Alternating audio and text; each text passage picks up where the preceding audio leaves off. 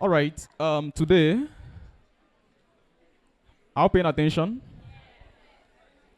It's quite obvious that the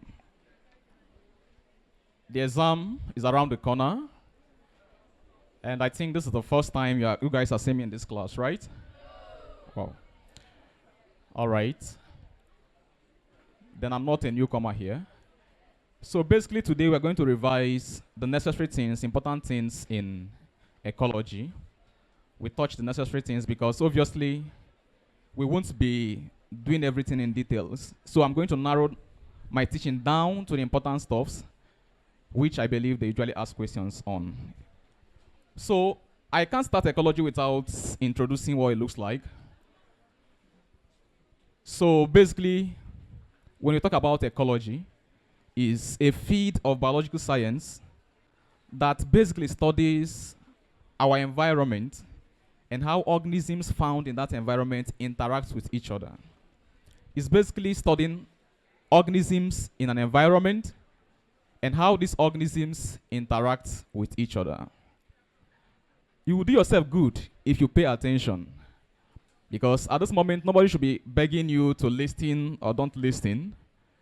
Eventually you're going to sit down in the exam hall, write this exam, and have your results.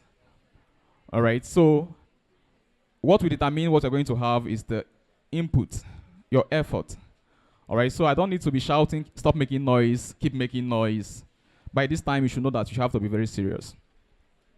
All right, so ecology, whenever somebody talks about ecology, we are talking about studying a branch of biological science that studies our environment. And then how these organisms found in our environment, how they interact with each other. In the course of this class, you're going to understand that in ecology deals with two components. In fact, when you study ecology, there are terminologies you're going to take a look at, and that's what I'm going to delve in now. The terminologies, the terms and terminologies you make use of in studying ecology, so that you'll be acquainted with the terms there. Now, the few points we're going to discuss.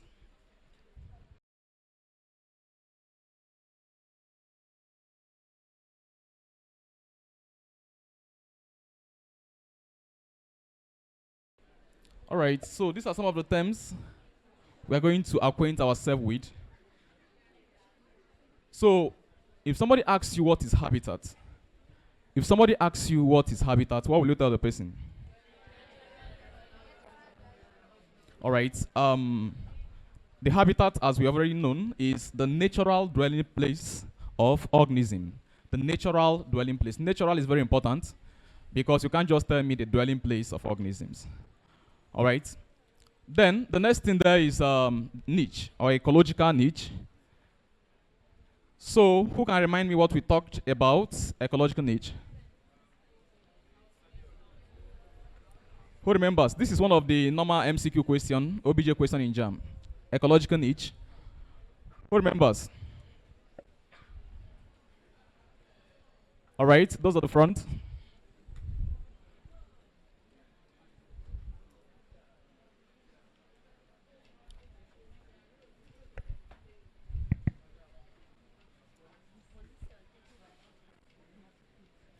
All right, she said a position taken by an organism in a habitat.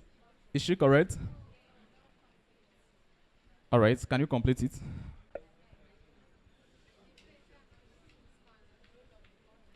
That's beautiful.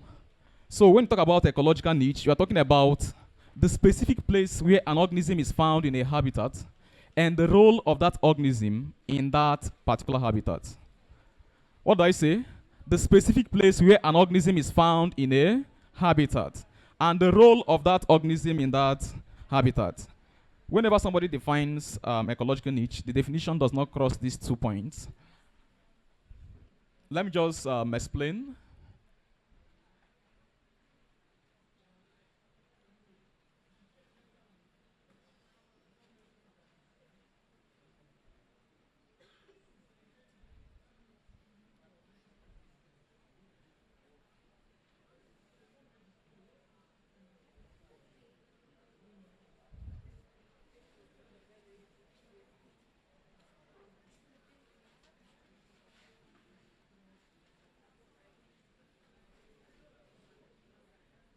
All right, let me just assume that this, what you're looking at on the board is a leguminous plant.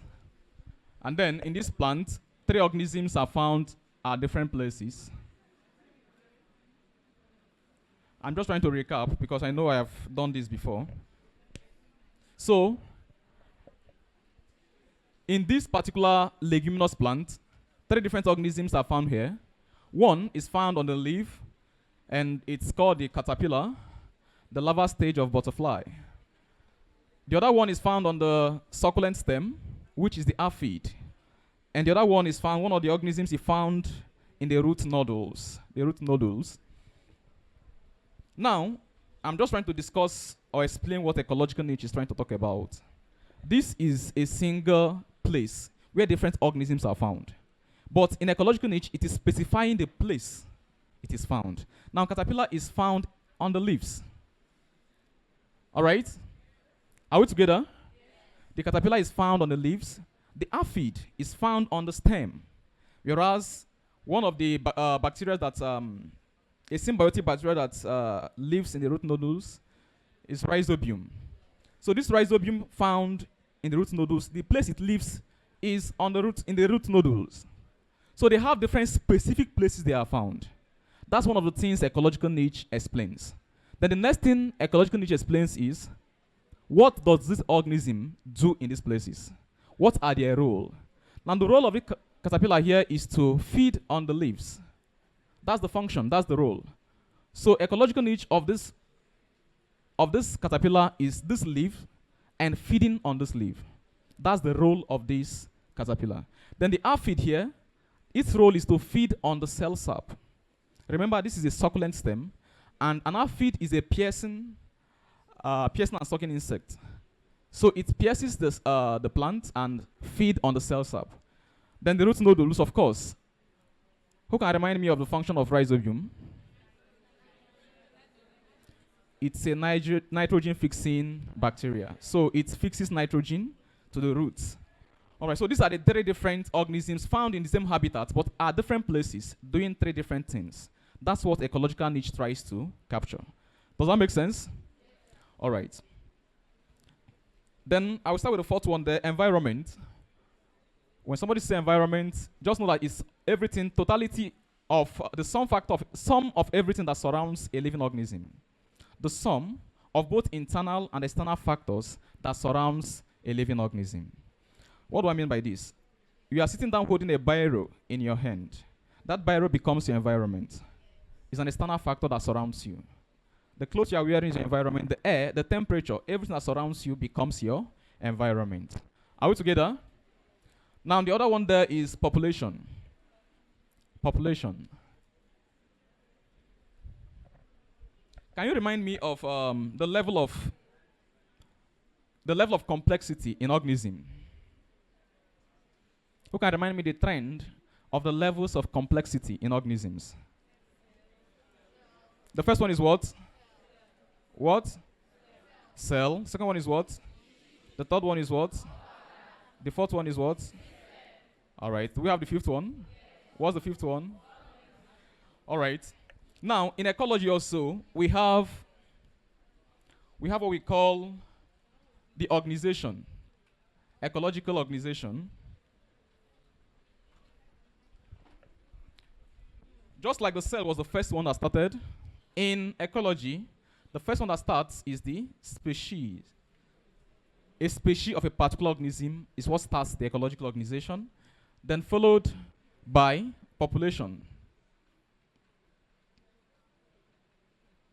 Followed by population. The next thing is community. Followed by biomes, and eventually ecosystem.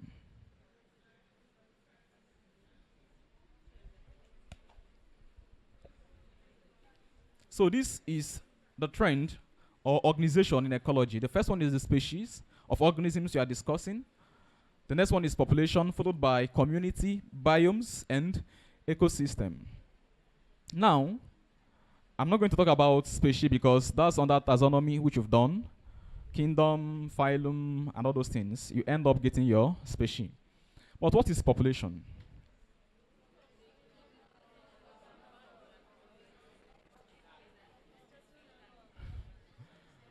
All right. In as much you are talking, it means you know something, right? If you don't know anything, we don't have talked, right? So the thing is, this population community, please, if there is nothing you learned in this class, try to know the difference between a population and a community, because it's a random question they can throw around in jam questions. So population is a group of organisms of the same species. Group of organisms of the same species living in a particular place at a particular time. Organisms of the same species living in a particular place at a particular time. If you go to a forest and you see let me say, all these nomadic farmers, the Fulani people carrying their flock around, that flock of cattle forms a population of cattle at that moment because they are together at a particular time and of the same species. So can I ask, does this class form a population? Are we of the same species? Are you sure? All right, actually, we are of the same species and this forms a population. The fact is this. In a population, one of the outstanding characteristics, are we listening? One of the outstanding characteristics of a population is that they can interbreed with each other. One of the outstanding features of a population is that they can do what? They can interbreed. When I mean interbreed, I mean they can mate. You know, our world is becoming stupid. That's why things turn out abnormal. A human being and a dog mating. Different species. It's against nature. It's quite against nature. So it is only population, it's only organisms of the same species that can interbreed. Are we together? Now, what about community? Community is a group of organisms of different species. Organisms of what? Different species. A group of organisms of different species living together in a particular habitat at a particular time. So can you tell me the difference between a population and a community? All right, so in community we have different species. Why in what do I say? In community we have different species, right? Why in population we have the same species? What if I say that a community is a group of population? Am I right? Are you sure? Yeah, because population is just one species. So in a community we have different populations of organisms. Does it make sense? All right. Now, the next one there is ecosystem. Now, ecosystem is not what you can... Ecosystem is seen as a unit, a structural and functional unit.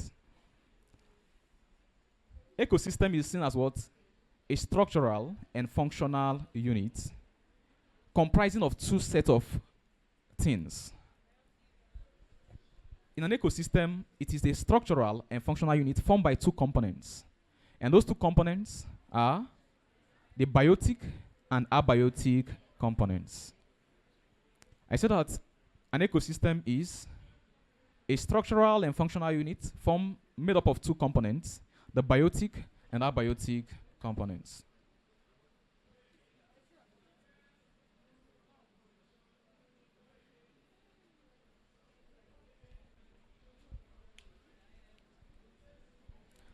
Now, when you talk about, let me start with the second one, abiotic component. Whenever you hear abiotic, it means non-living things in your environment. The non-living thing you can think of. Can you give me an example? What?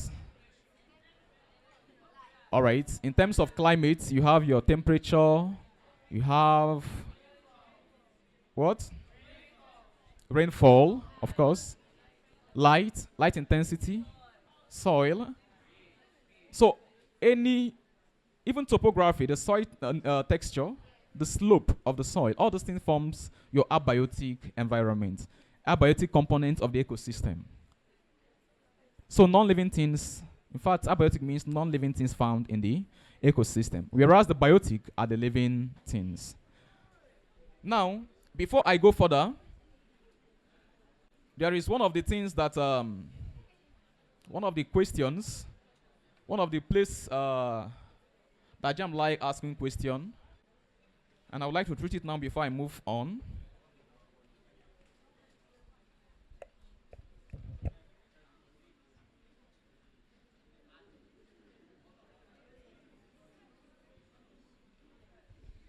Have we done this?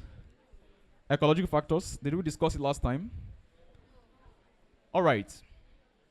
Now, if you are using JAM curriculum to study, if you are using JAM syllabus to study, you see that there is a place they say factors affecting distribution of organisms. This is particularly what we're going to discuss now, the ecological factors. Now, when we talk about ecological factors, we are trying to discuss the factors that affect not just the distribution of organisms, but even the life that affect the life of organisms. The factors that affect the life of organisms in the environment, that affect their habitat, and even affect their distribution. These are the factors we're trying to discuss.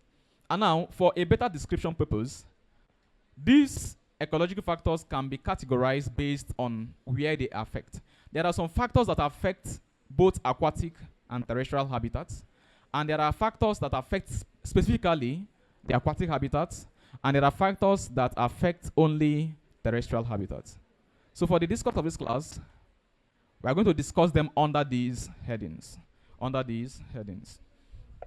Now, can you tell me an abiotic factor you know that can affect both terrestrial and aquatic habitats? Wow. Why light?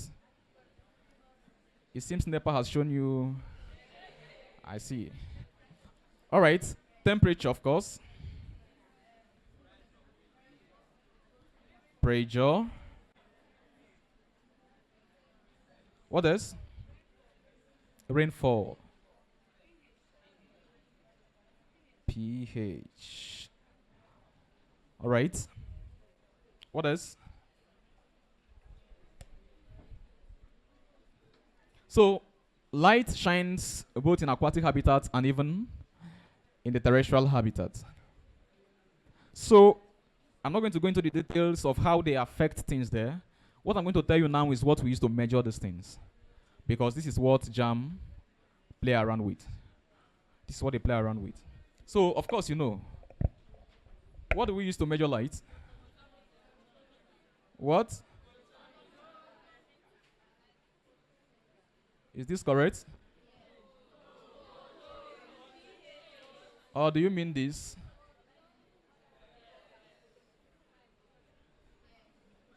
So, this one or this one? A or B? All right, you are correct. Photometer is for measuring light. And you can either call it light meter too. You can also call it what? Light meter. You either call it photometer or light meter. Now, another thing is this. That photometer, is it actually an instrument? What's the purpose? What's the use? What? What do you say? No, it's not intensity of light. It's used for measuring transpiration rate. Transpiration rate. Do you know what is transpiration? So it is used for measuring transpiration rate. We still come to that one we are talking about. So, the next one is temperature, degree of hotness or coldness of a body. All right, that's temperature, the degree of hotness or coldness of a body. So, what's the instrument for measuring temperature? Thermometer. Quite obvious.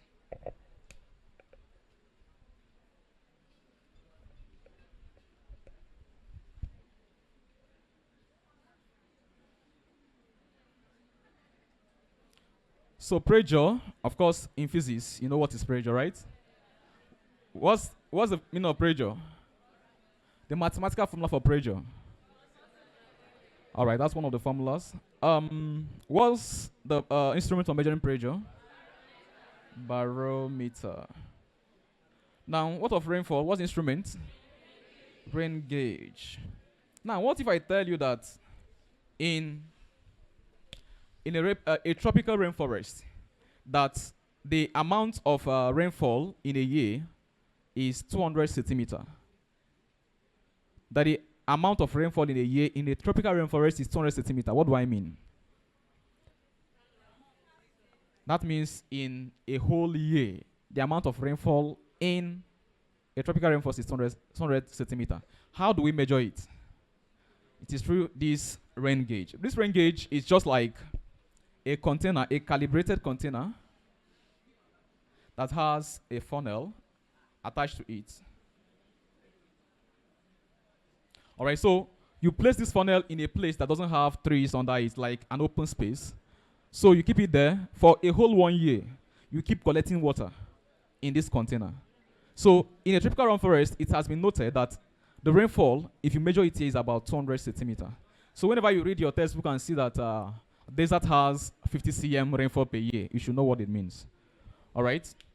Now, pH. What's the instrument for measuring pH? Who knows? All right, exactly. pH meter. The instrument for measuring pH is what? pH meter. And then when you talk about pH, you're talking about the degree of acidity or alkalinity of a substance. What? Yeah, there are 3 ways of measuring pH meter, but an electrical method is this pH meter. Litmus is also used in your laboratory, but it's one of the local ways. pH, well, yeah. So, by now you must have known this. What if I say that there is a decrease in are you paying attention? If I say there is a decrease in pH, do I mean acidity or alkalinity? Right? What if I say there is an increase in hydrogen concentration? Are you even listening? If I say there is an increase in hydrogen concentration, acidity, all right.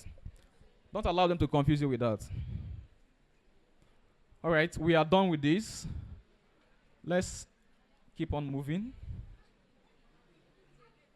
Okay, yeah. This is for factors affecting both terrestrial and aquatic habitats. Now, there are factors that affect only aquatic habitats. Can you tell me one? Salinity. Another one? Turbidity. Another one? Tides. Current. All right, tides and waves.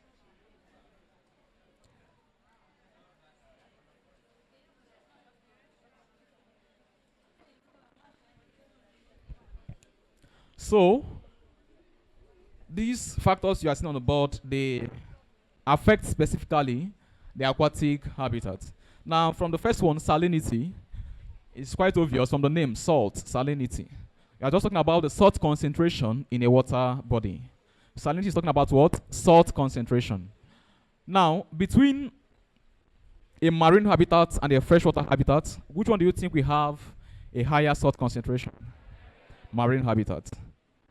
What if I say a brackish water? What do I mean? Brackish, B-R-A-C-K-I-S-H. Who knows?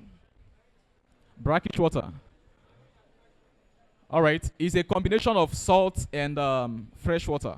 When you bring a fresh and salt water, when you combine them together, you form what? A brackish water. Please take note of that. Take note of that. Now, one of the places you can find this brackish water is in estuarine habitat. In where? Estuarine habitat. You can also find them in swamps. In swamps and marshes, anyway. So,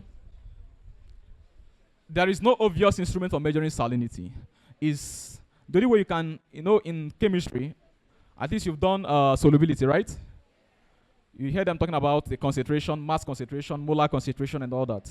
So there is no particular instrument for measuring the concentration. It's just either you calculate it or use the laboratory method to find the concentration. So talking about turbidity, when you hear turbid, we are trying to discuss how clear, the degree of clearness. When I mean clear, how how free, how clear a water body is. Turbidity is talking about what the degree of clearness or cloudiness of a water body. Now, if somebody said that water is turbid, if somebody said that a water body is turbid, it means that that water is not clear at all. If water body has a high turbidity, it means the water body is not clear. Let me give you an instance. After rainfall, most of the stagnant water bodies become dirty, right? The reason why they become dirty is because the flowing water will end up entering there. Only mad people can carry a cup and fetch water there and drink. All right? So because the water is not clear, we say that that water body is what? Turbid. But if you go to a swimming pool, at least the clarity of that water is encouraging enough for you to swim. So it has a less turbidity. Does it make sense? So when somebody says that a water is turbid or has a high turbidity, it means it is cloudy or dirty. All right? Whereas a less turbid water is a clear water body. Does it make sense? Now there is an instrument for measuring turbidity. Who can remind me of that? Secchi disc. Secchi disc. The spelling is SECCHI. SECCHI. Then you write disc. Secchi disc.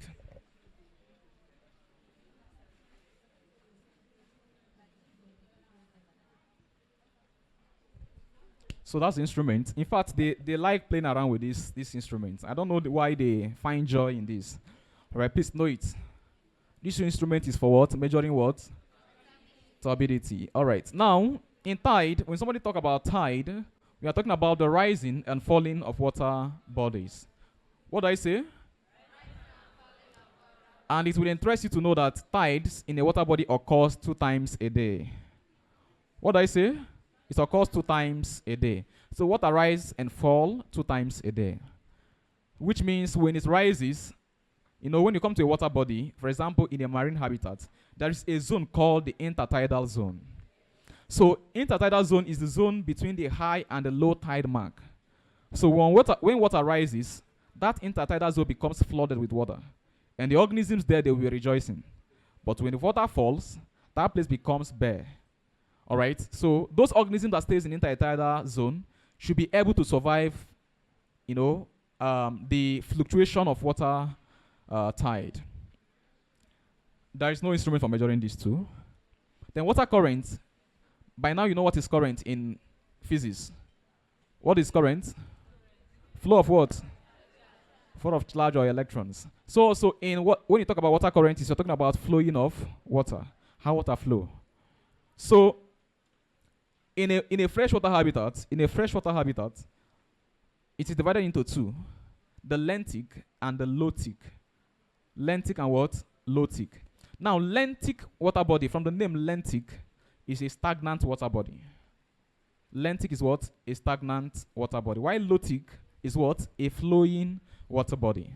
Now, if you want to remember it, lotic, flow, all right? You know that lotic is a flowing water body. You can use flow to remember lotic. While lentic is a stagnant water body. Are we together? Are we together?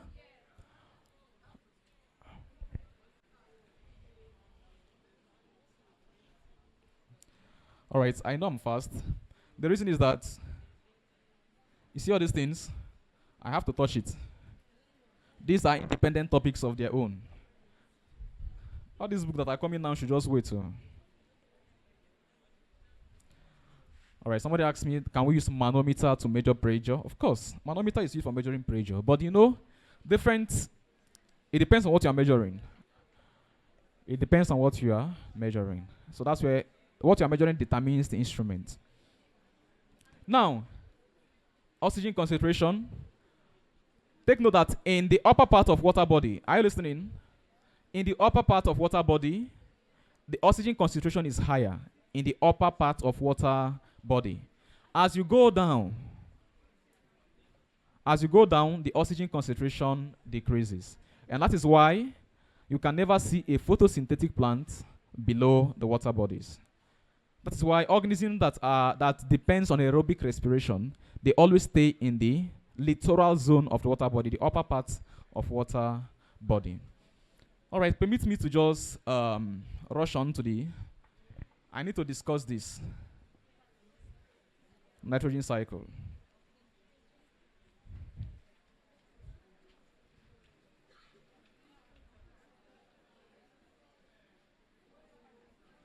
Now, when you talk about factors that affect only terrestrial habitats, you talk about soil.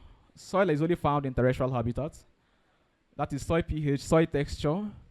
You also talk about things like relative humidity. Relative humidity, for example, in tropical rainforests, it has a high relative humidity. So these are some of the factors that affect terrestrial habitats only. So I want to move fast to discuss important things. I wouldn't want to waste time in certain things that are not important. Now, let me just say one or two things about this. Let me just say one or two things about functional ecosystem. Now, remember when I defined ecosystem, I said the ecosystem is the structural and functional unit comprising of what and what? Biotic and abiotic factor.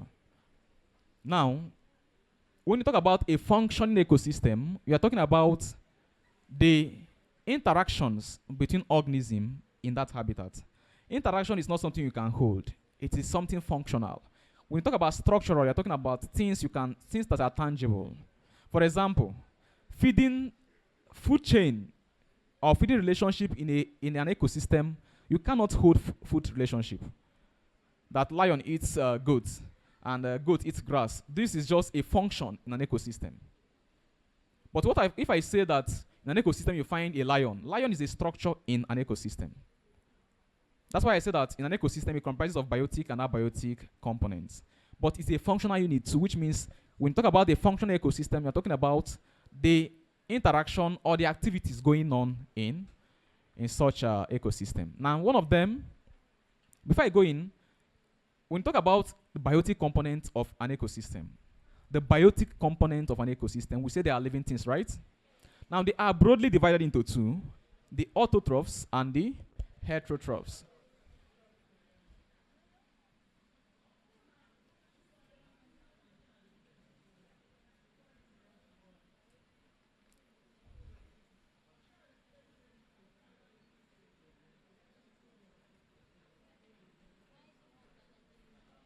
So the biotic component of an ecosystem is broadly divided into the autotrophs and the heterotrophs. Now, quite different. If I say I have an automatic car or an autopilot, auto means I can do it by myself, right? And when you talk about troph, you're talking about feeding. Troph is talking about what? Feeding. So autotrophs are those organisms that can produce their food by themselves. Those organisms that can produce their food by themselves. And now these organisms, they produce their food from the inorganic components of the environment. Things like sunlight, things like CO2, things like water. These are non-living things in the environment. Simple inorganic things in the environment. They use it to form what? Food. I'm fast.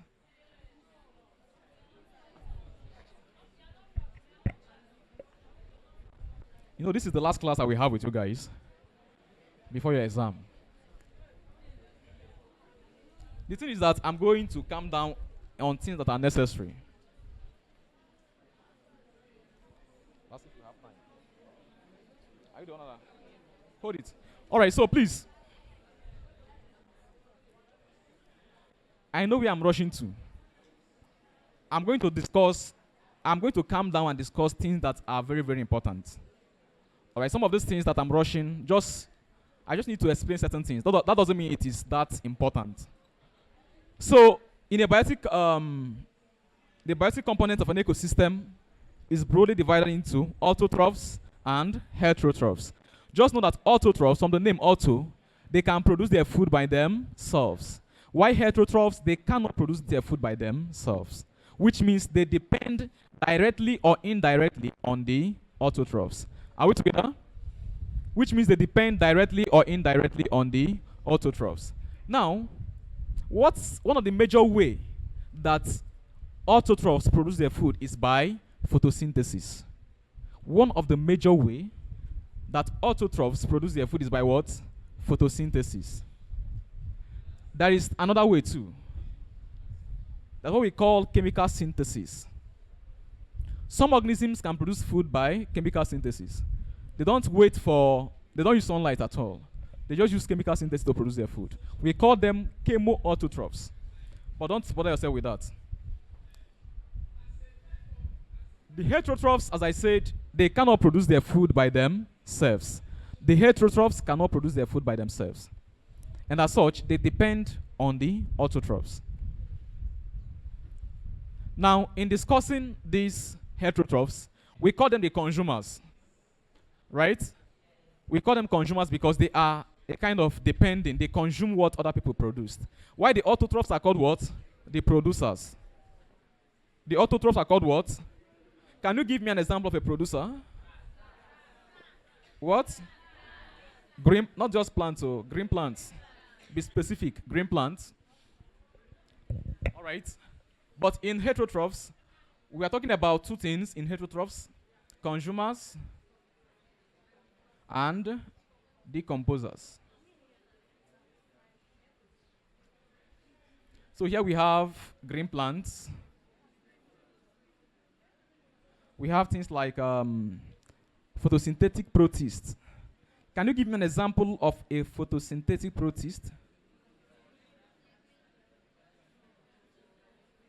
Exactly, Euglena. Another one, Chlamydomonas. If I say amoeba, am I right? Why? Yeah, it's not photosynthetic.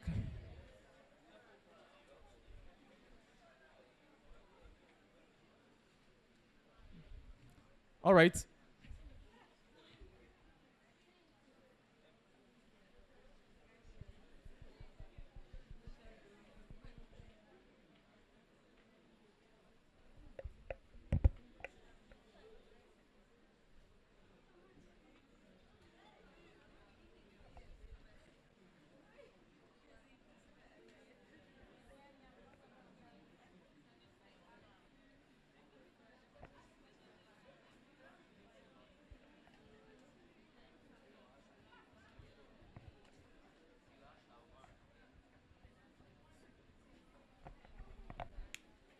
Can you see this on the board?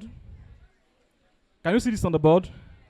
Now, when you talk about consumers, we're talking about holozoic organisms and parasites. If you hear holozoic, what do you mean? What?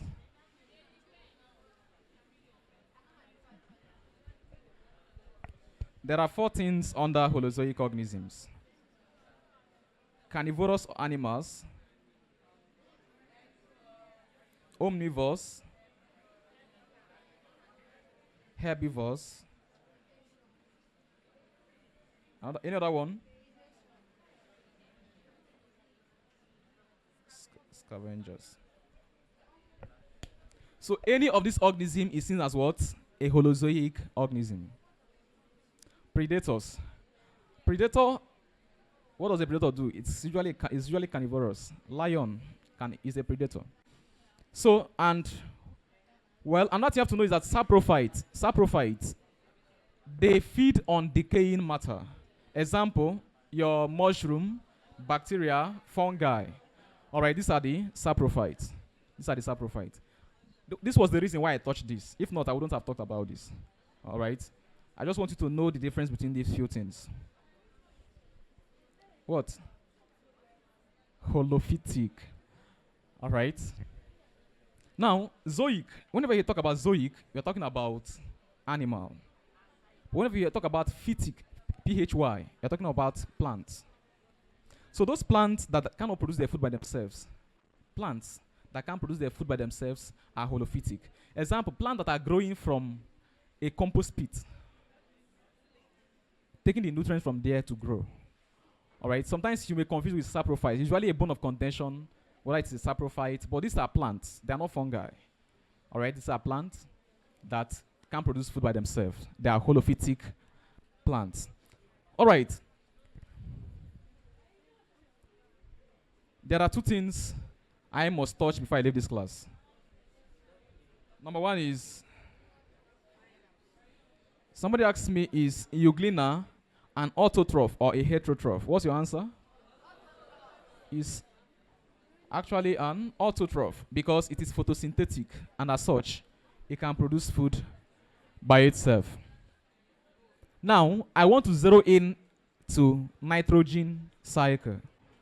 Nitrogen cycle, if I touch that one, I will discuss the biomes.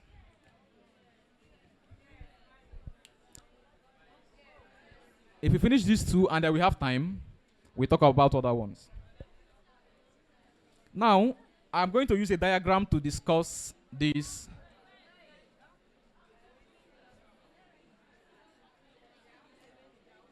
Please be fast with that. Do you know that in an ecosystem is called a closed system?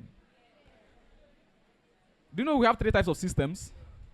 We have an open system, we have a closed system, and we have an isolated system. We have a closed system, we have open system, and an isolated system. Who knows the difference between three of them?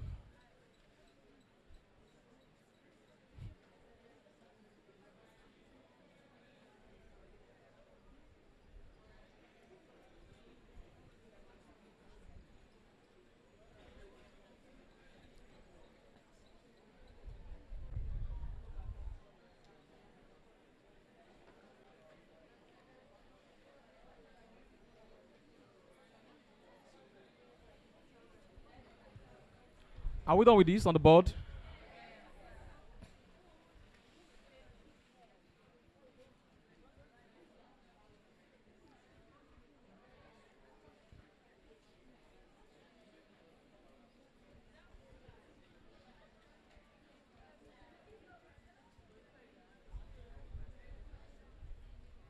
You know, when you categorize biotic organisms based on their feeding relationship,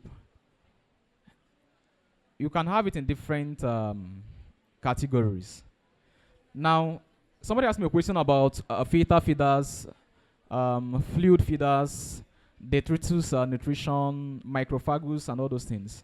Now, those ones is actually, it is well explained, it is better taught in different types of feeding mode, where we have the piercing and sucking insects, the fluid feeders, and filter feeders. So I can't dive in there because it's going to be outside the scope of this class. All right? So because of time, I advise you read it up. Yeah, you read it up because last you're still going to read. So in nitrogen cycle,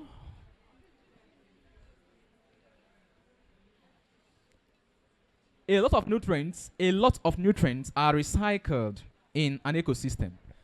Why an ecosystem is called a closed system is because no matter, any matter that is found in an ecosystem can never be transferred outside that ecosystem. Let me say, for instance, in this our Earth,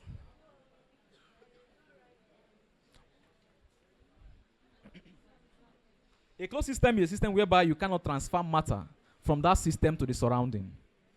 An open system is a system you can transfer both matter and energy away from that system. Why an isolated system is a system that neither energy nor matter can be transferred with the surrounding. So an ecosystem being a closed system, it means we can transfer matter to the surrounding, but energy, no. We can transfer energy with the surrounding, but we cannot transfer matter. Now, nutrients are matter. Can you define matter again?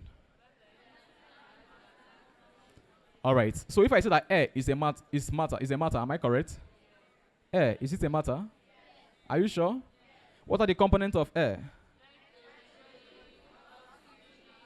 All right. So we know that nitrogen is a matter, right?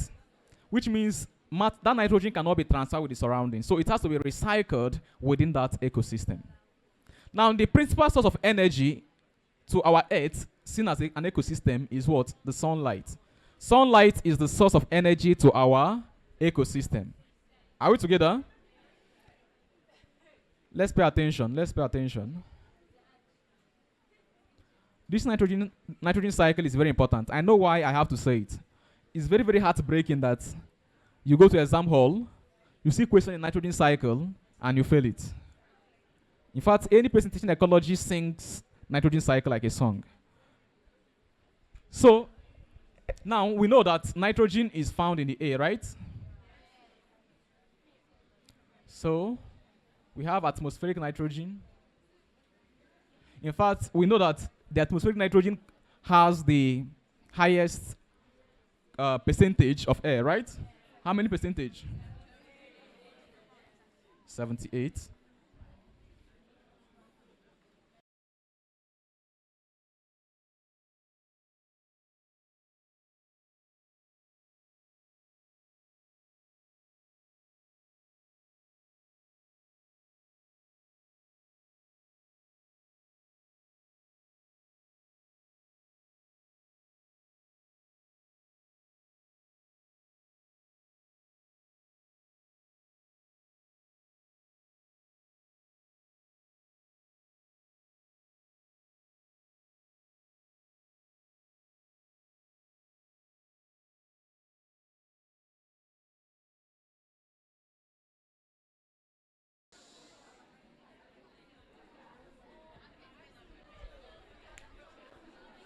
All right, take a look at the board. This is just a rough diagram to explain nitrogen cycle. We're going to use this diagram to explain nitrogen cycle. Please, pay attention. Pay attention. Pay attention.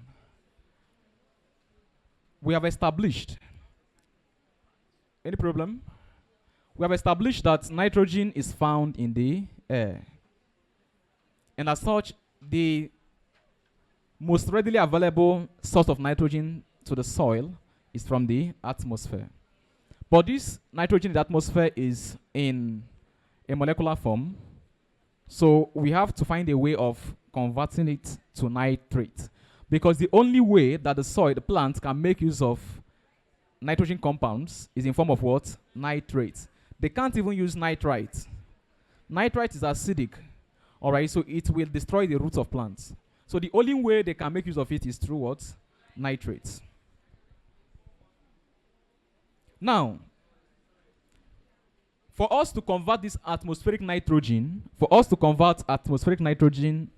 to soil nitrate, we can either do it biologically or non-biologically. What do I mean by this? You can either convert it by a biological method or by a non-biological method. Now let's start with, because we are doing biology, let's start with biological method.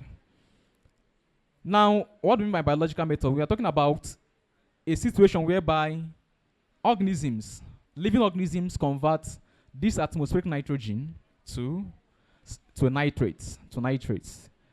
Now, one of the outstanding organisms that does that is a symbiotic bacteria called, that's your friend, the rhizobium. Now, where do we find this rhizobium again? In the root nodules of plants, leguminous plants specifically saying. Now, I called it a symbiotic bacteria because it lives in symbiosis with the plant.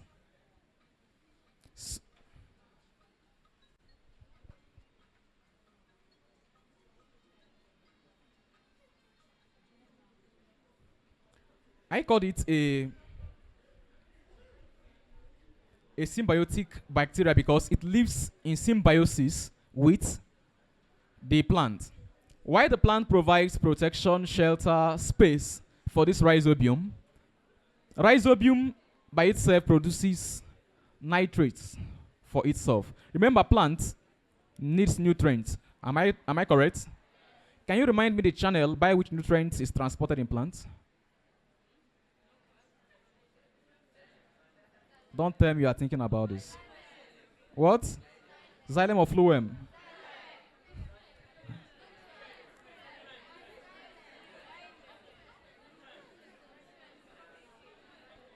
Nutrients When I mean nutrients, I mean inorganic nutrients. What is the means by which it's being transported? Xylem.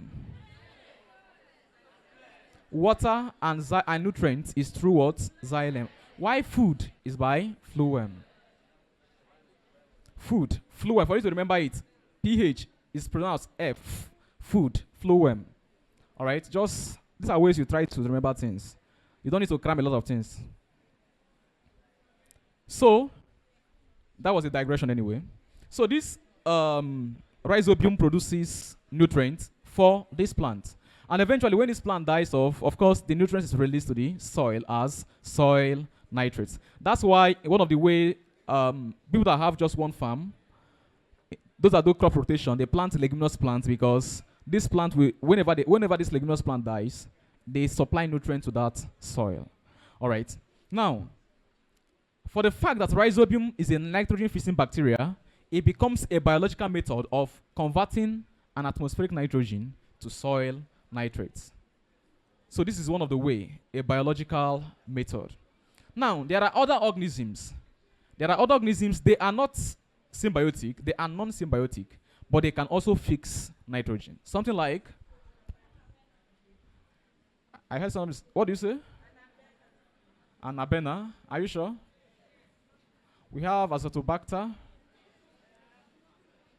We have Clostridium. And Abena too. So these ones, they are not symbiotic. They are not found in relation with any plant. They are just on themselves, all right? They are free-living bacteria, whereas this one is the symbiotic. So don't forget rhizobium. You should always know it, all right? Because it's one of the outstanding bacteria they always call. Now, biologically, we have fixed the nitrates. Now, there's another way, the non-biological method of fixing bacteria is through what? Thunderstorm or lightning. Some textbooks you see them saying, talking about thunder, some will talk about what? Lightning. Now, it's important to, by now you know the difference between thunder and lightning, right? The fact is that both of them occur at the same time. All right, but the thunder is just the sound, lightning is the light part of it, all right? So for the fact that light travels faster than sound, each of them occur separately, right? Now, how does thunderstorm or lightning convert atmospheric nitrogen to nitrate? Is air a compound or a mixture? It's a mixture, right? What, do we have any chemical formula for a mixture? Do we have chemical formula for compounds? The constituents of a mixture, are they chemically combined? All right. This means that nitrogen, oxygen, CO2 in the air, they are independent. They are not combined. They are not chemically combined. So they are free-living molecules there. So they are not even reactive at all. In fact, nitrogen is a diluent of air. Without nitrogen, if I put up a lighter here, the world will burn. That's why nitrogen is 78%, overcoming oxygen, which is 20-something, or 20, 21. So this nitrogen that normally does not react with oxygen, whenever we have lightning, there is an electrical discharge. There is what? An electrical discharge. This, pay attention, I'm not going to explain this in 2 times. Pay attention. During lightning or thunderstorm, there is an electrical discharge, which creates a condition for the reaction of nitrogen and oxygen. I come again. During thunderstorm or lightning, there is what? An electrical discharge, which creates a favorable condition for the reaction between what? Nitrogen and oxygen. Now, nitrogen and oxygen react to give you what? NO2. Now you have NO2. And you know, thunderstorm usually happens during rainfall, right? Sometimes it can happen before a sign to rainfall, but whatever we know is that it's always related with rainfall. Now this NO2 that's there in the air, we're waiting for rainfall to come.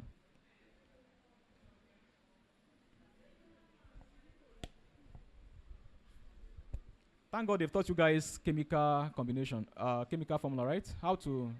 Chemical reaction, chemical equation.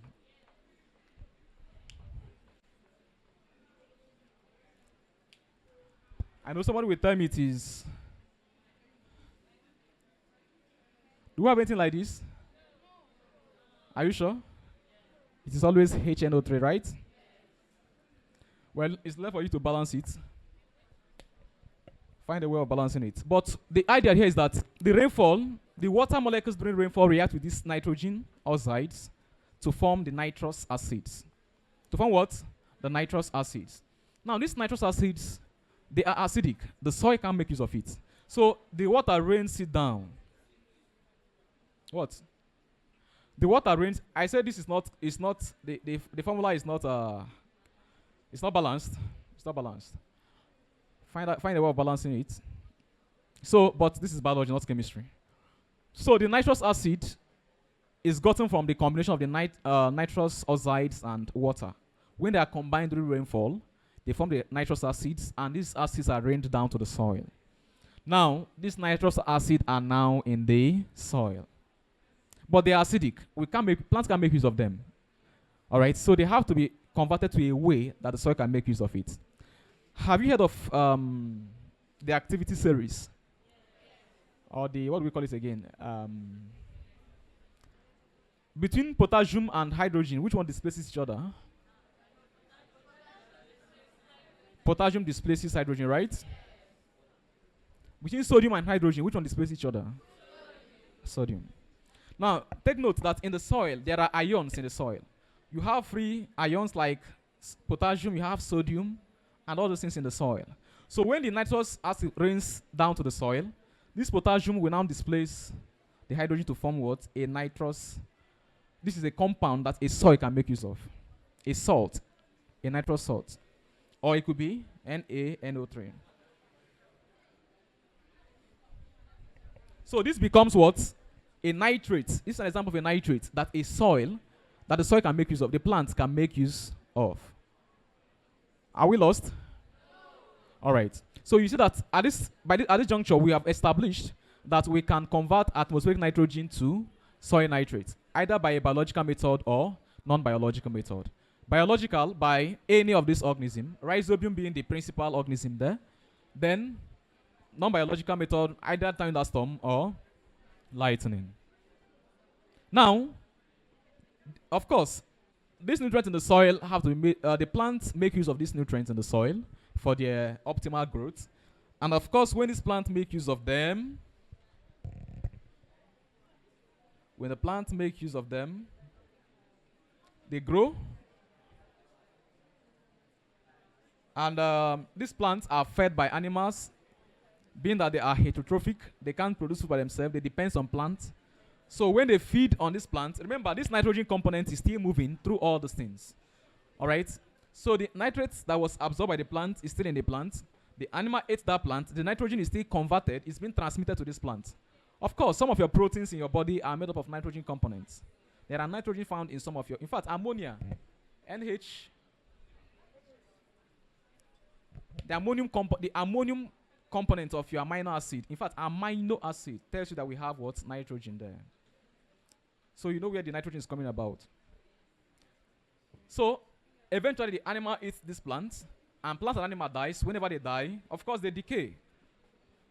And during the decay process, a lot of compounds are being released.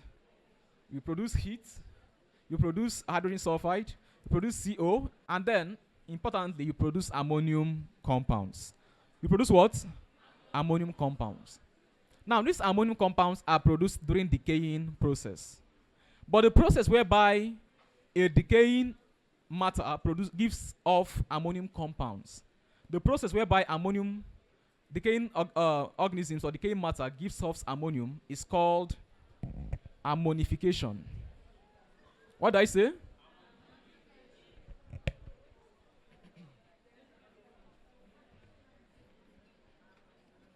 So when animals and plants die off and they produce ammonium compounds, we call that process what? Ammonification. All right. Now, take for instance, you've done genetics, right? You know the difference between a gene, DNA, chromosome, and chromatin. Are you sure? You don't know?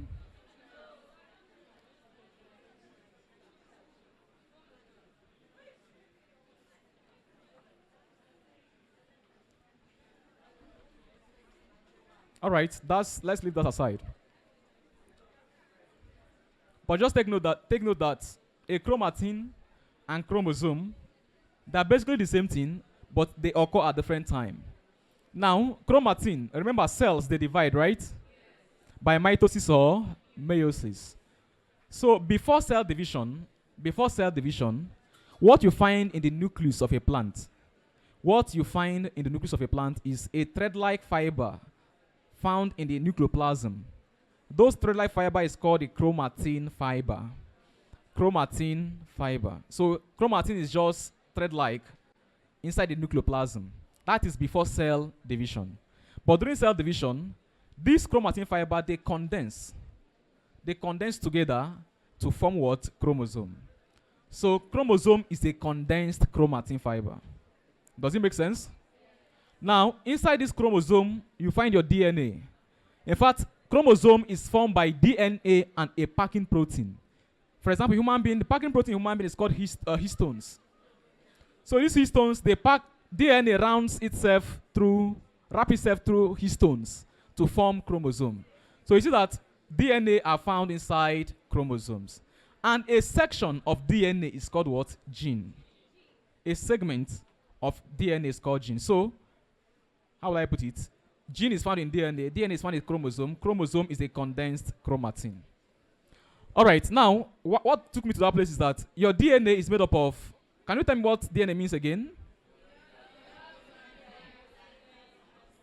Deoxyribonucleic acid. Nucleic acid are made up of two things: DNA and RNA. And the RNA is a polymer made up of. I don't need to go far, but in nucleotides. Nucleotides are what form DNA. Nucleotides have nitrogen components. And in a human being, when you break down these nucleotides, you form your urea. You form what? Urea. Urea is an ammonium compound. Urea is what? An ammonium compound. It's one of the components of your urine. So I'm trying to bring to the fact that the process of getting these ammonium compounds from a decaying organism or a decaying matter is called what? Ammonification. That's the meaning of all these stories I've been talking about. Now, these ammonium compounds, they are important in ecological balance because what's going on? What? Time don't reach. All right. If time don't reach, you feel come out too. You feel come out. So the ammonium compounds doesn't end there because it is important in the ecological balance because this is one of the ways we can produce nitrates. So a process called nitrification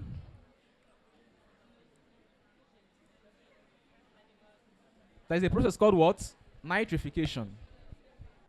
So in nitrification, we are trying to, you've done redox reaction, oxidation and reduction. All right. So in nitrification, we are trying to oxidize ammonium compound to first of all form nitrite and eventually oxidizing nitrite to form nitrate. This is an oxidation reaction. All right. So the process whereby ammonium compound is converted to nitrate is called nitrification. If you fail this thing for exam, my spirit will flog you. Converting ammonium compound to nitrate is what? Nitrification. But this is a two-step reaction. Is what? A two-step reaction. First of all, ammonium compound is converted to nitrite. And I told you the plant cannot make use of nitrite. Hence, it has to be oxidized to what? Nitrate. Now, there are organisms that allows for this conversion. There are organisms, just like you have your catalyst, there are organisms that helps to convert this. And then this is the organism you can never forget in your life. If you forget these two organisms I'm going to call now, if you forget, in fact, you can forget your surname and your first name and replace it with these two bacteria until you finish your jam. If you enter hall now, if you see your name for there, you say, this is not my name. My name is these two bacteria. Just for you to remember these two bacteria. It is very important. Very, very important. Now, converting oxidizing ammonium compound to nitrite is by a beautiful bacteria called Nitrosomonas. Nitrosomonas. Please, don't confuse it with the other one. Now, converting nitrite to nitrate is by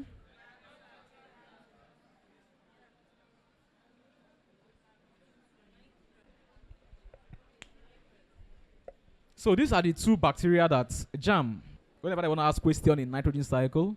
Either they tell you to talk about these terms, they discuss, they tell you, they can define this term and tell you what it means, or they can tell you, they can use any of the processes here, or they can ask for these organisms.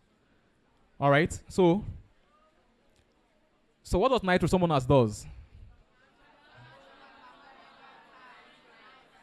And which organism converts atmospheric nitrogen to nitrate? Rhizobium, right? Atmospheric to nitrate, rhizobium. Now, which one converts nitrite to nitrate? Which one converts nitrate to nitrite? All right, we weren't taught that. Of course, nitrate should not go to nitrite. We don't reduce. We only oxidize. Now, this is that. At this moment, the soil has availability of nitrate to make use of and all that and all that. Now, but it doesn't end there. For it to be a complete cycle, we call it what? Nitrogen cycle. For it to be a complete cycle, nitrogen has to go back to the atmosphere.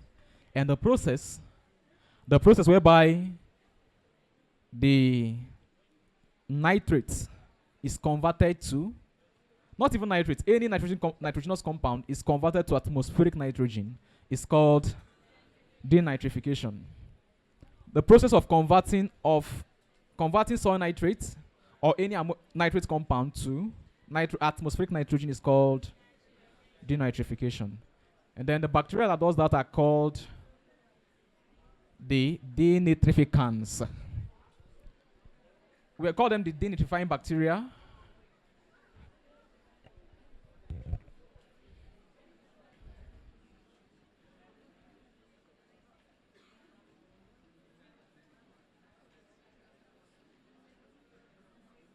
So they usually have this name, denitrificans.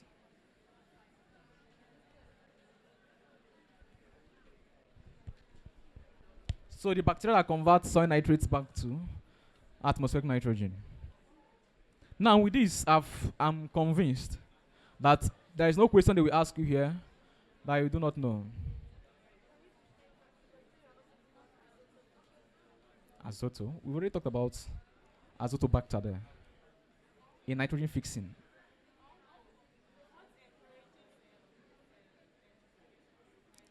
What encourages nitrification? Denitrification or nitrification? I know that was a jam question, right? What are the options there?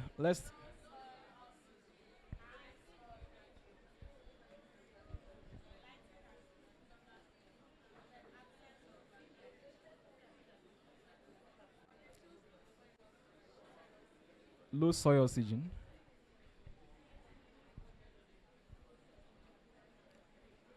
We have high soil nitrogen there. And they chose low soil oxygen.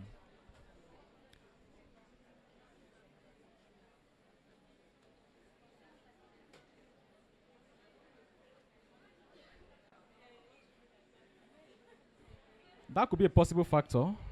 Reason being that, remember, we are oxidizing these things to get nitrates. We are oxidizing ammonium compound to nitrite and nitrite to nitrate. Now, if oxygen as an oxidizing factor is not there, it goes the reverse reaction of denitrification. All right. That's that about this. Now, let's go to that your friend that always gives you wahala during any exam. That local biomes. But I want to tell you something, these local biomes. Number one, be able to cram. What do I say? Be able to cram. That's one thing. And number two, You must know your Nigeria. The states in Nigeria. You have to know it very well. So if you don't know it, you cram it. The states in Nigeria, you have to know it.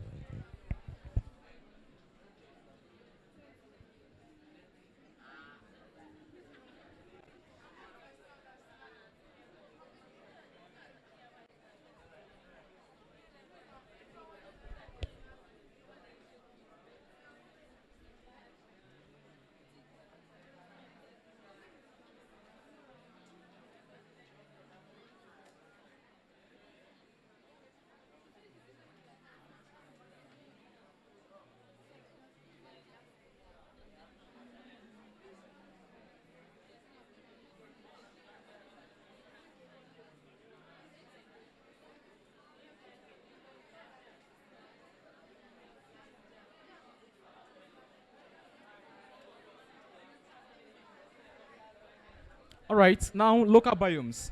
If you remember vividly, when I talked about the complexity of ecological organization, I start from what? What's the first thing I wrote there?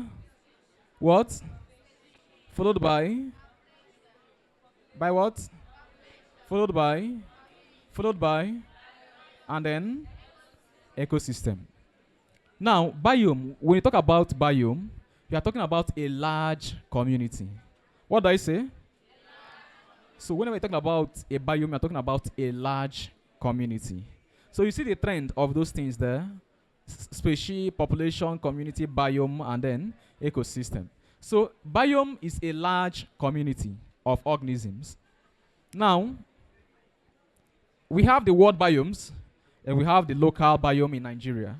But JAM usually specify, most times they ask questions on the local biomes. Now, the local biomes in Nigeria are broadly divided into two. The local biomes in Nigeria are broadly divided into two. We have the forest zone and the savanna zone. Now, this forest zone is further divided into mangrove, and then this is specific for Nigeria, tropical rain forest. Now, whereas in savanna zone, it has the southern Guinea savanna. It has northern Guinea savanna,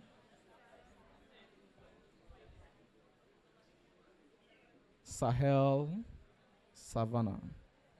Now, these are the savanna that are specific, that are described in the local biomes. As I said, before I forget, what that right here? Southern what? One of the important things for you is that your state is found here. Don't forget that. You see this Enugu you are in, it's also found, they have this Southern Guinea savanna. And do you know the most important thing about this? They are the largest biomes.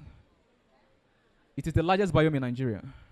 Southern Guinea savanna. I have to say it before I start. So if somebody asks you which of the following is the largest biome in Nigeria, Southern Guinea savanna.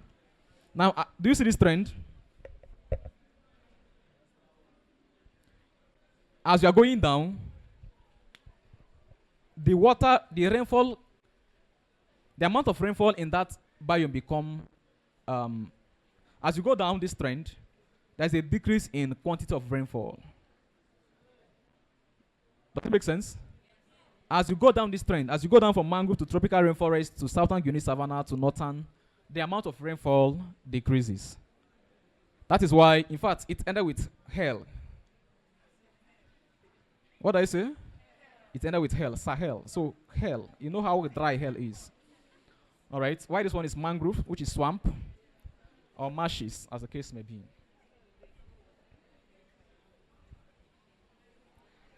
Now, a place where we don't have much rainfall, we don't expect to have plants, grown plants. Basically, we have what? Grasses, right? That is why savanna is just made up of grasses with scanty shrubs and plants. I'm just giving an overview, an introduction. The time for cramming is going to come. The time for what? Cramming is going to come. What? That is what? Savannah. we explain that as we move on. But the question is, I want to ask you again, why does Fulani like your state? Why do Fulani people like your state?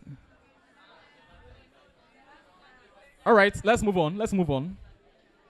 So as you go down, the water quantity decreases, and also the quantity of plants or trees you find there decreases too, to grasses, and eventually to a bare area. Having established this, let's now talk about each of these in details. Now, in calling, one of the confusing things about this is that a particular state, you may see one state in mangrove and still see it in tropical rainforest. For instance, wow. Those at the back can't hear me.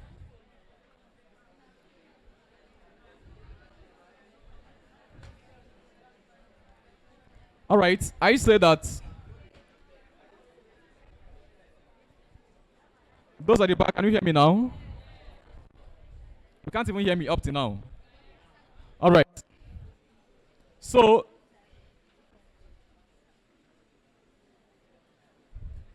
I said that one of the confusing things about this is that you may see one state in a particular biome, you end up seeing it in another biome. For instance, you can find Lagos. In Lagos State, you can find mangrove and as well find tropical rainforest. In Delta State, you can find tropical rainforest and still find mangrove. So sometimes it becomes confusing. But no matter what, I believe Jan will ask it in a way that it will be quite distinguished. Now, mangrove, when you talk about mangrove, you are talking about a waterlogged area. What do I say? A waterlogged area. A place that water dumps. Things like the estuarine habitats or the marshes or the swamp. Are we together? So the central idea there is that, why the noise? Why the noise?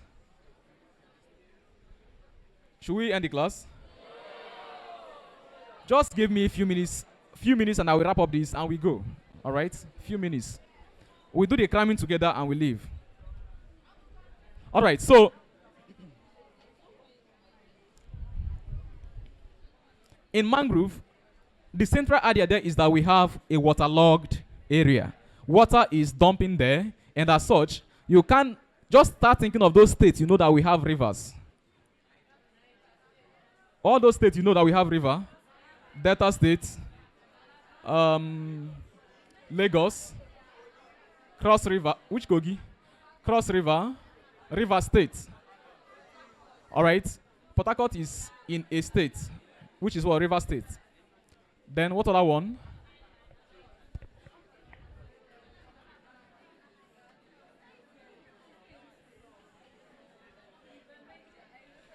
Now, this is an acronym. Are you listening? Are you listening? This is an acronym you can use to remember this. Dole crab. This is for Delta State, O is for Ogun State. L is for Lagos. Do we have water body in Lagos? Atlantic Ocean even have. Now, R, C there is Cross River. A there is rivers. A is what? Which number? B is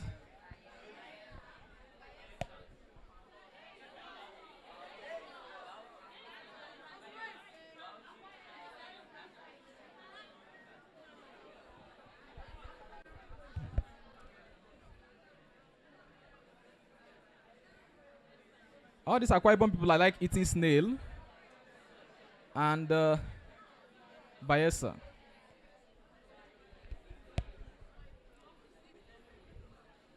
So these are the states that have this mangrove dole crab. Dole crab. Don't think that other ones will be simple like this. So. All right, that's one of them. Then the next one there is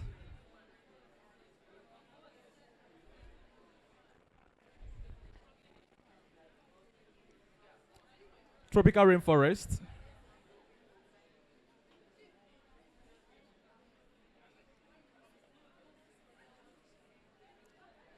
In the southeast, in the southeastern region of Nigeria, how many states do we have there? Can you name them? Start with your place now. Enugu, what?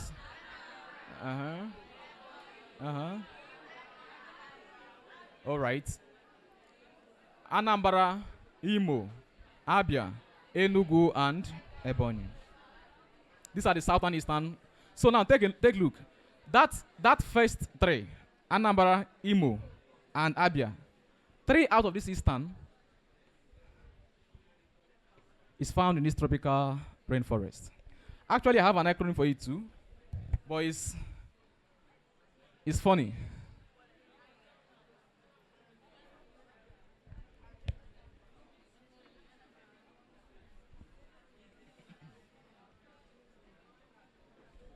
But before that, do you even know what is tropical rainforest? You don't know? All right. In fact, a forest is a community where trees are dominant. What do I say? Forest is a community where trees are dominant. And that's differentiated from a savanna.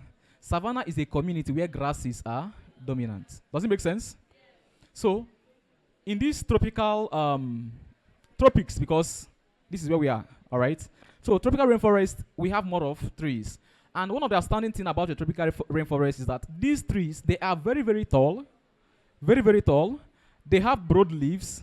And then the layers, the canopies, when I talk about canopies, I'm talking about the crown, the leaves of this plant, these trees, they form what we call strata or layers. They form 5 stratas. 5 strata. I will have to use just a mini diagram to explain it.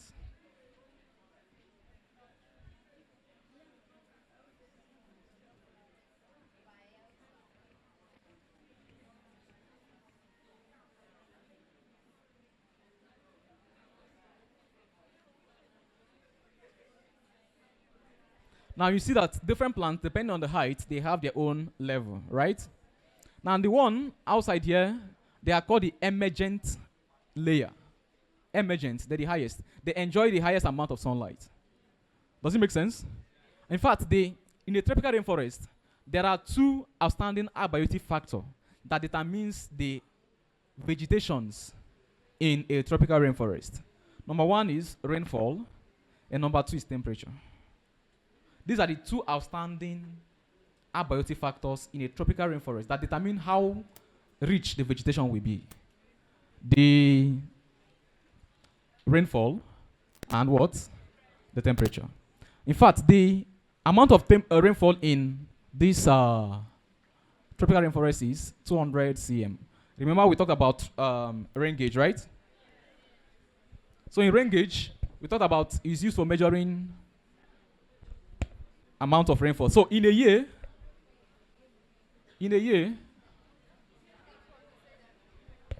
so in a year we have 200 cm.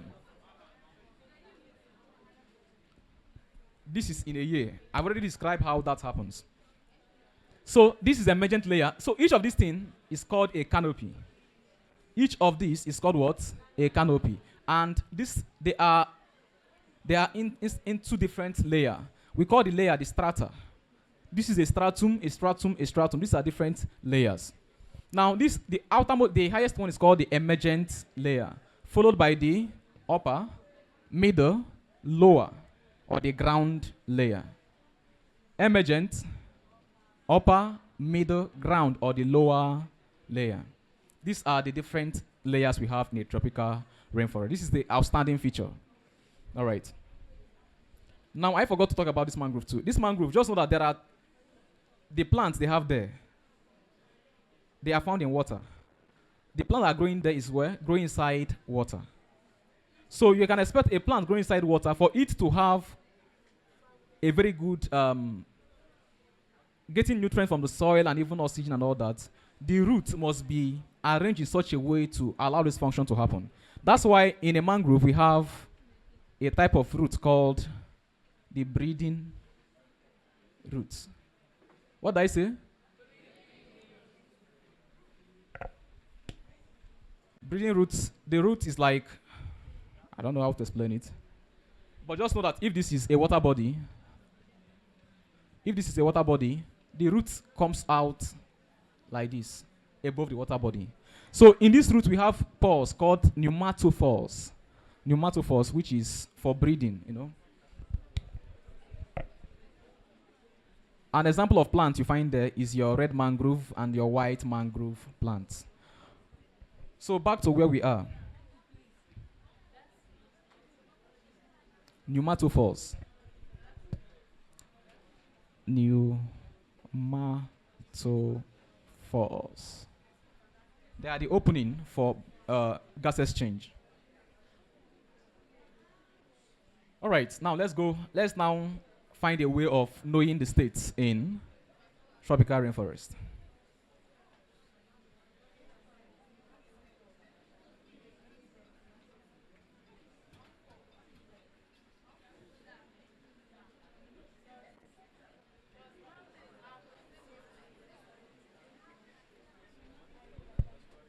Yeah.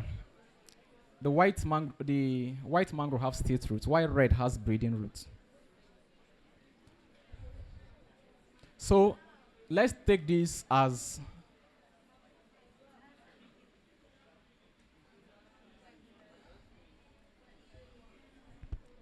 however you want to explain. How you can know however I want to explain it or call it. This is an acronym. I feel like. All right. So these are the states you can find.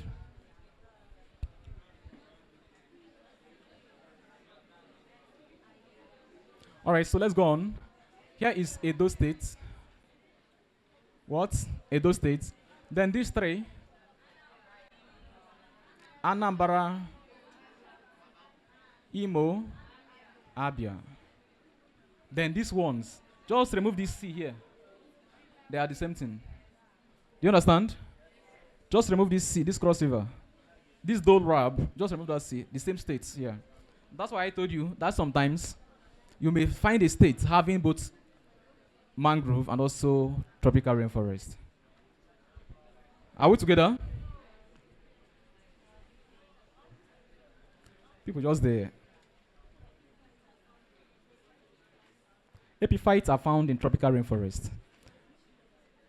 Epiphyte doesn't have a layer. It's a climber. It surrounds a plant. So you can't give it a layer. It just surrounds a plant just to get sunlight. All right.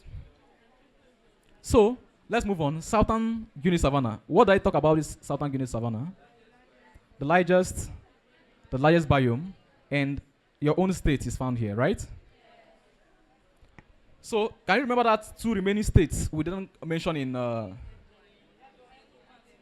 what?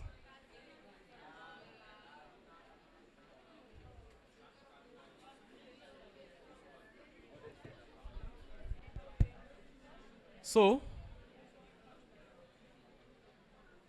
in a Guinea savanna, what differentiates a southern and a northern? I know you guys are making noise. You will not listen. I'm telling you under God, 50%, more than 50% of your questions, okay, let me just say 70 must come out from local biomes and genetics. Local biomes, genetics, and evolution. Miss it, you get 20 in biology. You heard what I said? Okwoku state roots where they are found. And all those breeding roots where they are found. Some did not even take notes. Magajuk, the largest biome. The village.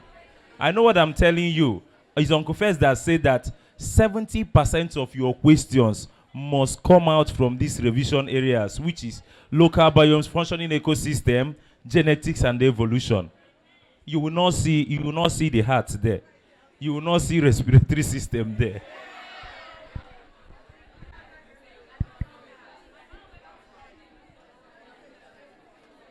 All right. So, we have already established that savanna is a community where what dominates? Grasses, right? Now, that doesn't mean that in a savanna you can't find a plant. You can. But when I mean dominate, I mean we have more of grasses than plants. That answers your question, right? You can still find plants, but grasses dominate. Now, you can now ask yourself, what's the difference between a southern, northern, and Sahel savanna? All of them are savanna. What are the difference then? Now, in a southern Guinea savanna, the amount of rainfall here is higher than the one here, and the one here is greater than the one here. Also, the height of the grasses here, this grass found in southern, are taller than the grasses found in northern savanna. That's why Fulani will leave his own village, state, and come to your state. All right? And then in Sahel, in fact, hell. All right? I said that the difference between these three different savanna is that southern savanna has higher amount of rainfall. It has a higher amount of rainfall than northern, and northern has a higher amount of rainfall than Sahel. If you forget Sahel, hell, dry. All right. So start thinking about those dry countries, dry states in Nigeria, all those Taraba. You understand? So, in this southern Guinea savanna, the grasses you find here, remember savanna has predominant grasses.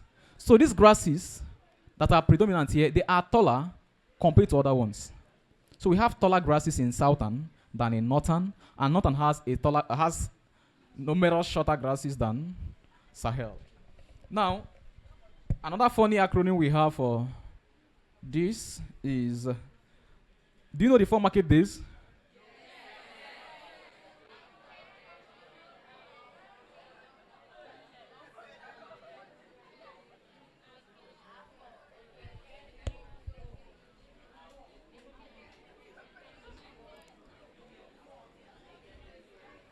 So, as funny as it sounds, these are ways to know them, because it's either you find a way of knowing the states or you know your geographical location very well. That's the way you can trace this. All right? Now, allow these things to synchronize in your brain. Don't just allow it to be jumping. We are talking about how we meet rainfall. We talked about mangrove, where we have a lot of rainfall, and all those Lagos, Delta State, and all that. Now we come to tropical rainforest. We've called out 3 states in the southern eastern states, the Anambra, Imo, and Abia. Now the remaining 2, where do you think they are going to be found? In this southern Guinea savanna. And what are those 2 states? Enugu and Ebonyi. Now, Kogi, they in between of both of them. Enugu, Kogi, Ebonyi. These are the first 3 here. Are we together?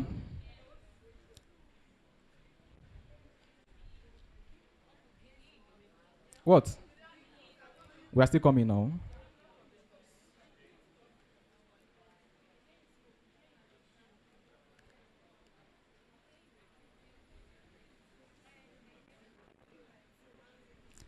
That reminds me, before I continue, that reminds me, what's the difference between a swamp, a marsh, and estuarine?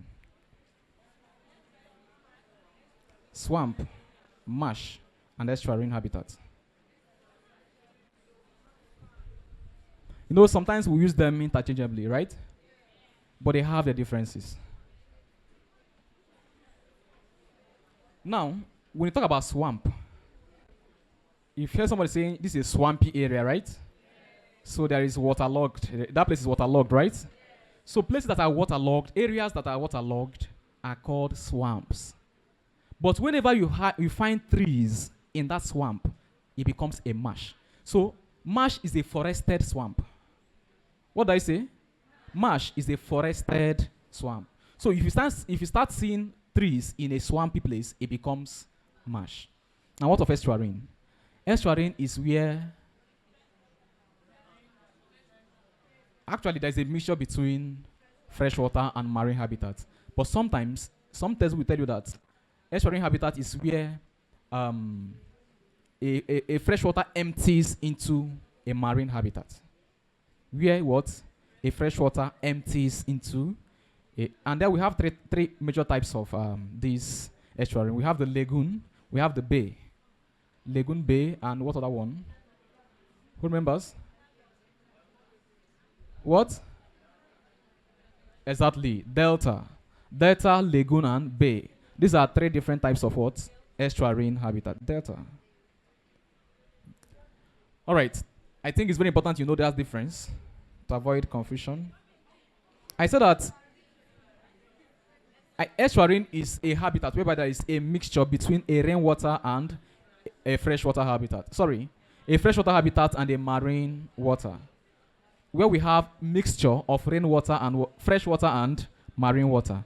And I talked about something. The mixture of rainwater and marine water is called what? Brackish water. What do I say? So if I say that the salinity of a brackish water is constant, am I correct? The salinity of a brackish water is constant, am I correct? Why? So it changes, the salinity changes because during rainfall, during rainy season, the water becomes dilute. During dry season, we have high salinity, right? So it fluctuates, it's not constant. It fluctuates, it's not constant.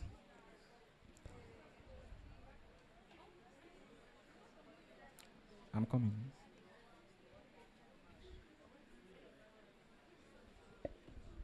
All right, now let's complete this. This is Ekiti. What do I say? Ekiti. Then Kwara.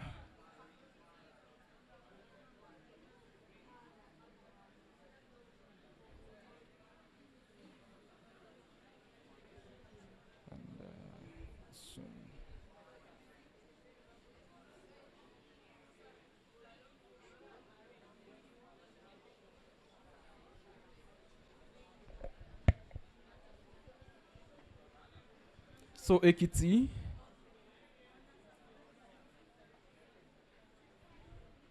So these are the states there.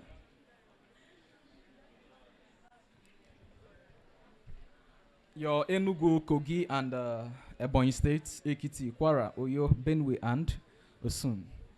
So that's that about that state. Now let's go to not 1-0 and Osun.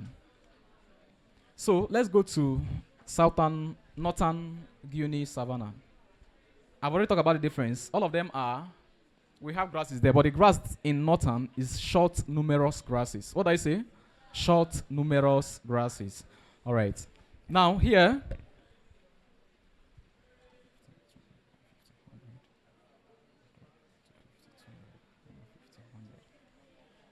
if you want to know the amount of rainfall in each of these things, mangrove is 250 cm a year. This one is 200. This one is 150. This one is 100 cm. And the hail becomes 50 cm. Now, if I say, can we find plants in a savanna? Am I correct? Can we find plants there? Yeah, but the thing is there that these plants are scanty. They are scanty, and usually they are shrubs. Also, take note, some of the plants you find in this Sahel savanna, as you advance to the extreme end, you start finding xerophytic plants. What did I say? Xerophytic plants.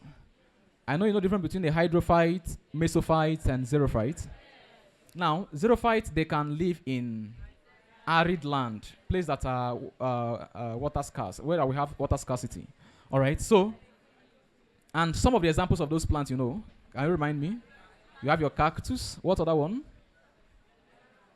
Acacia, euphorbia. All right, these are some of the plants that are.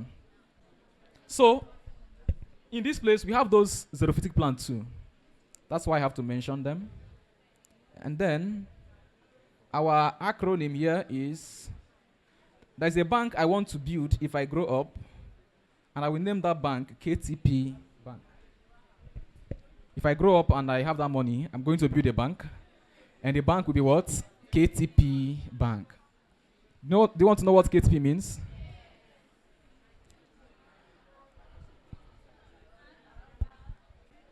The thing is that I'm going to build this bank in 3 places, in 3 states.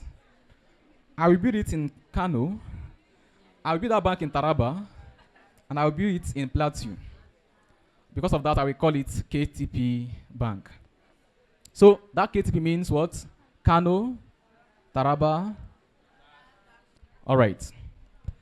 Now B is for Borno State.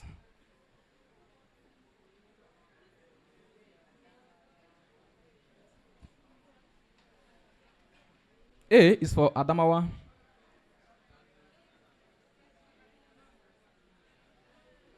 N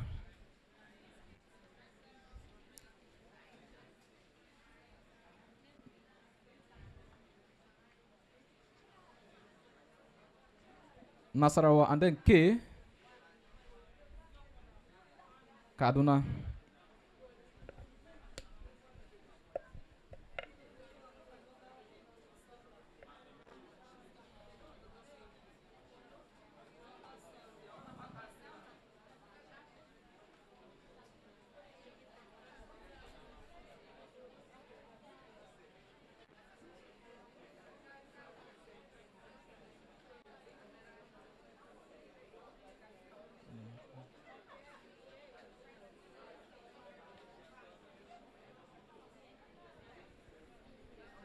Please, please, please take notes, take notes, take notes.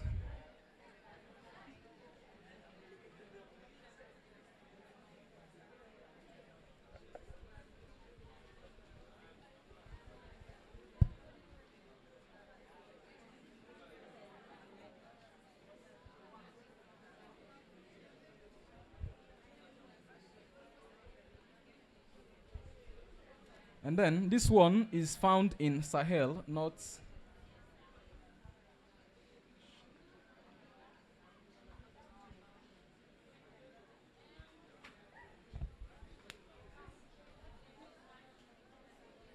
All right.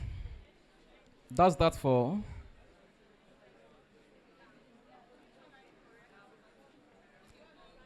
Everything on the board there is now correct. All right, so we have Kano, we have Taraba, we have Plateau, we have Bauchi, Adamawa, Niger, and Kaduna. I told you guys be ready to cram, right? Don't see them now.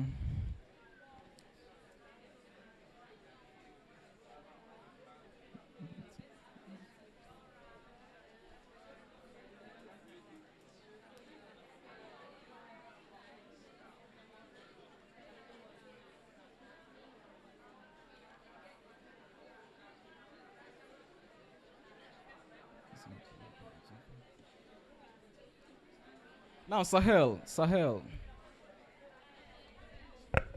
These are the dry places. In fact, they are desert. In fact, these are desert encroaching areas. Very, very dry and wow. You find some of these xerophytic plant there, the date palms, the acacias, cactus, and the rest of them. What? So, I thought of an acronym here and it was quite. Maybe if I just give you, you find your own acronym. So remember them.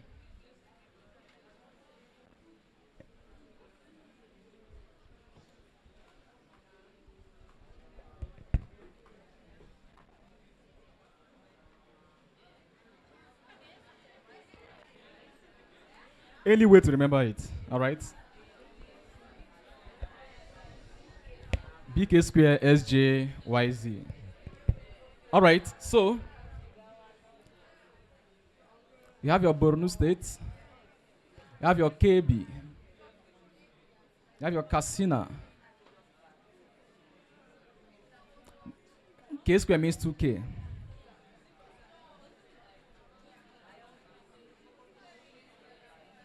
Yeah. Then S is Sokoto, Jigawa, Yobe, and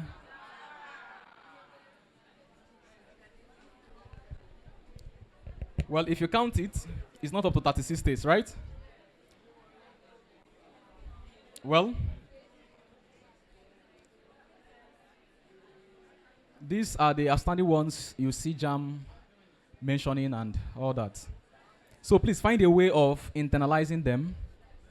If you're a kind of person that travels a lot to all these northern states, you should know the one which is which. So in local biomes, you know where each is found. Remember, they are categorized based on the amount of rainfall and even temperature. So which of these biomes do you think we have the highest amount of temperature? Sahel, right? Sahel will have the highest temperature. Which one you have the highest?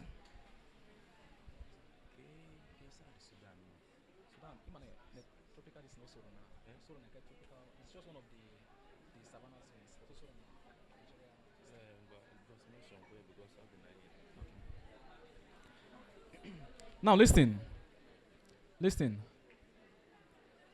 Talking about had it been we did habitat full time.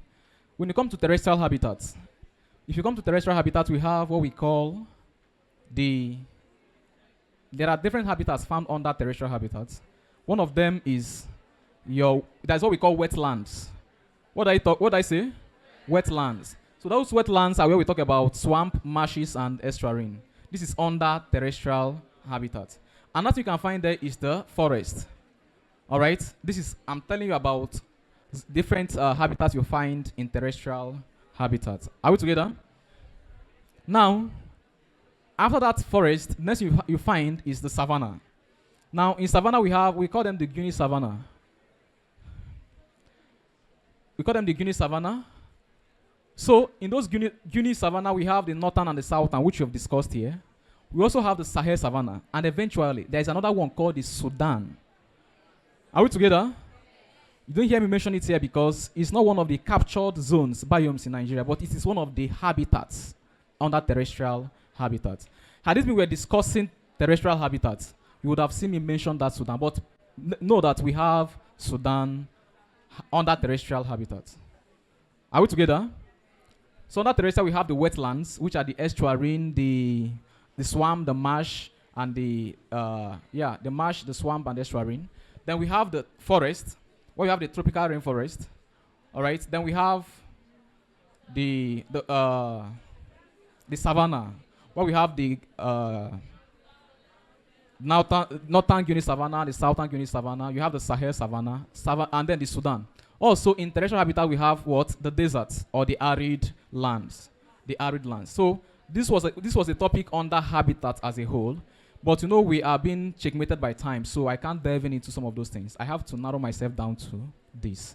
So please, now, if you go to any jam question and you hear them asking you which of these states will be encroached with deserts, are you listening? Are you listening? If you go to jam pass question and you hear them asking you which of these states will be encroached with deserts, start looking at that state that have, in fact, Sahel parts. Because they have low water quantity and they are easily going to be encroached with deserts. Your BK2 SJYZ. All right? These are the ways to remember them. And then, try to know them very well before you enter exam hall. I think the time is past. We spent a lot of time. I know left for us, we have 2 other topics I would have touched. But it's something you can read up on your own. Biological association, things you know, symbiosis, mutualism, all those things, you know. They're quite simple. Commensalism. But take note, I want to remind you of something in this thing. When somebody mentions symbiosis, are you listening? If somebody mentions symbiosis, don't confuse it with mutualism. Symbiosis and mutualism are not the same thing. Are you listening to me? Symbiosis is talking about a relationship whereby we have approximate or close association between different organisms, irrespective of their benefits. So under symbiosis, we have three things: mutualism, commensalism, and parasitism. Are we together? These three things are under symbiosis because in each of them, for example, your Plasmodium falciparum inside your blood, it is a close association. It's a symbiotic relationship. But in this case, it's under parasitism. All right? So symbiosis has three things relationship under them. Mutualism. In mutualism, both of them are gaining. For example, rhizobium and the leguminous plant. Butterfly and your flowering plant. Are we together? In commensal, one is gaining, one is neither gaining nor losing. For example, your epiphyte and your plant, your green plant, your tall plant. Remora and shark. All right? Then talking about the parasitic, one is gaining and the other one is harmed. Malaria and human being, tick and cattle and all those things. So these are things you have to know. And then adaptive coloration. In fact, your chameleon and to her. So in your mock exam, you talk about disruptive coloration, right? Disruptive coloration. Do you see it in that exam? I will run it down. Summary. In adaptive coloration, there are three major categories. Three major categories of coloration. We have the concealing or the cryptic coloration. What do I say? Concealing or cryptic coloration. So these are the type of coloration that tries to hide that organism. Under adaptive coloration. Three broad categories of, there are a lot of coloration. So we are trying to categorize them into three different types. So we have the concealing or the cryptic coloration. So these ones, they try to hide the organism. Now the other one is what we call the warning coloration. Warning, to warn, I'm warning you, warning coloration. And then the other one is called mimicry. Are we together? So these are the three broad categories of coloration. Do you call it mimicry? Are you crying? All right, whatever you mention it. Did you check it in dictionary to know the rights? Or you're just giving me your own? All right. So we have concealing. Now, under concealing, you can now start thinking of those type of coloration that can hide the organism. Number one is called what we call color blending. What do I say? Have you ever heard of a snake in the green grass? Green snake in green grass. This is a pure blending. So they blend with the environment. Color blending is a concealing to hide the organism. Are we together? And that one is what we call the disruptive coloration. Have you ever woken up and see a tree, the back of a tree, and there's a butterfly there? You can't even discover that it's a butterfly until you touch that plant and the butterfly fly away. In fact, taking a look at that plant, you think that everything is just the back of the plant. There are some butterflies that have the pattern, the color pattern in their wings synchronizes with the back of a plant. So what happens there is that the pattern or the stripes in the back of these organisms breaks the outline of this organism so that you don't notice them. What do I mean by this? You see a butterfly in a plant. You didn't even know that, you couldn't even, normally we know that butterfly is like this now.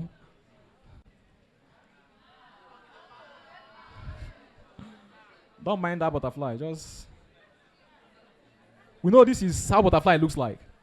But perching on that plant, you couldn't even know that it has wing. You didn't even know it has antenna. You didn't even know those things. Because the stripe was able to break down its outline in relation to its environment. We call that one disruptive. It destroys the outline of that organism. Not only butterfly. Your zebra has it. Your tiger has it. In fact, some of these organisms that lions, all those stripes in their body, giraffe. These are what we call what? Disruptive coloration. Are we together?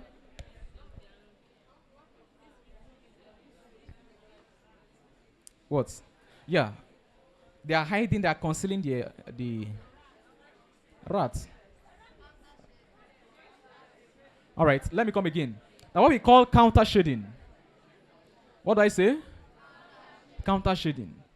If you go to a water body, or if you eat fish a lot, you see that the dorsal surface, when I mean dorsal, I mean the back. The dorsal surface of that fish is dark colored, whereas the ventral surface, which is kind of light colored, or however you call it. You know, left for women, they will tell me all different kind of colors. But what we know is that the color is light, you know. So the dorsal surface is dark, the ventral surface is light colored. So when they stay on water like this, in fact, you know, we have a counterbalancing color, dark at the back, light below, counter shading, counter. All right. So the significance of this coloration is that if there is a predator, a bird on top, taking a look at this fish, that dark dorsal surface will make that fish, will make that animal, that predator, to see that fish as the normal background, the dark water bodies and the shadow. You know, because if you're looking at water from top, everywhere is dark, right? So if a fish is there, if you don't look very well like an eagle, you may not be able to decipher which one is which. All right, so that place becomes synchronized with the environment. But if there is a predative bird, let me say, a fish that is a predator, eventually, that want to feed on some of these small fishes. For example, a shark want to feed on tilapia. All right? Of course, it lives in the lower part of the water. So taking a look at that fish, it will be seen in the ventral surface. And we think it's looking at the sky. All right? So by this way, that fish tries to evade the predators. We call that type of coloration what? Counter shading. All right? This is one of the colors too. Then, color change or camouflage. Now, this color change could either be permanent, could either be rapid or slow.